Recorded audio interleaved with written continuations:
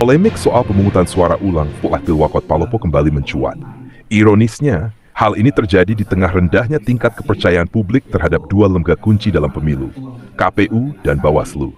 Padahal kepercayaan adalah modal utama dalam menyelenggarakan pemilu kada yang demokratis. Yang menjadi akar persoalan PSU Pilwakot Palopo bukanlah kesalahan teknis semacam penggunaan surat suara yang keliru, apalagi bencana alam. Masalahnya justru bersumber dari ulah oknum komisioner KPU Palopo dan salah satu pasangan calon. Putusan Dewan Kehormatan Penyelenggara Pemilu DKPP dan Mahkamah Konstitusi MK telah membuktikan hal tersebut. Akibatnya, puluhan miliar rupiah anggaran Pilwakot terbuang sia-sia dan kini kembali terbebani oleh biaya PSU. Meskipun pelaksanaan PSU diambil alih oleh KPU Sulawesi Selatan, kepercayaan publik tetap belum pulih. Sebab keputusan yang melahirkan PSU berasal dari hasil konsultasi berjenjang PU Palopo, sebagaimana terungkap dalam sidang DKPP. Lebih ironis lagi, Bawaslu Palopo yang seharusnya menjadi pengawas, justru dinilai lamban dalam menangani dugaan pelanggaran administratif. Ini menunjukkan lemahnya keberanian untuk menegakkan hukum pemilu.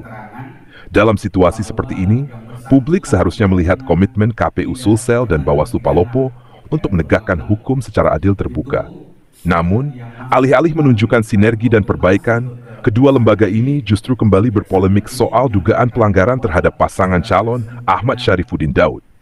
Seperti dilaporkan sejumlah media, Ketua KPU Sulsel, Hasbullah, menyatakan bahwa rekomendasi dugaan pelanggaran terhadap Ome tidak disertai bentuk sanksi. Bawaslu Palopo, melalui Ardiansa Indra Pancaputra, menanggapi bahwa Bawaslu memang hanya dapat memberikan rekomendasi tanpa sanksi, sesuai Perbawaslu nomor 9 tahun 2024. Namun, bukan kesan saling serang yang dibutuhkan oleh masyarakat Palopo, melainkan kepastian hukum. Mengapa KPU Sulsel justru memberikan kesempatan kepada Ome untuk mengumumkan riwayat pidananya pada masa PSU? Bukankah ruang koreksi seperti itu hanya dapat dilakukan sebelum penetapan pasangan calon, bukan setelah PSU? Putusan MK telah menegaskan bahwa proses verifikasi hanya dilakukan terhadap calon pengganti Trisal Tahir, bukan terhadap Ome.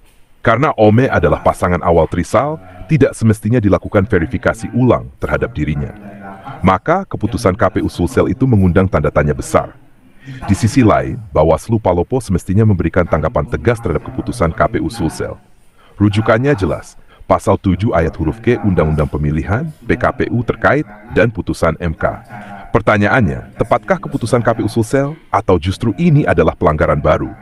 Kesan aneh sulit dihindari, terlebih karena keputusan KPU Sulsel didasarkan pada surat dinas KPUI. Apakah surat dinas memiliki daya normatif untuk mengalahkan putusan Mahkamah Konstitusi? Setahu kami, putusan MK adalah norma konstitusional yang final dan mengikat. Apakah kini surat dinas termasuk sumber hukum tata usaha negara yang kedudukannya lebih tinggi dari undang-undang? Kami tidak tahu. Yang jelas masyarakat Palopo tidak membutuhkan debat kusir. Mereka butuh penjelasan yang jernih, sikap terbuka, dan komitmen untuk menegakkan hukum tanpa kompromi. Bukan saling lempar tanggung jawab.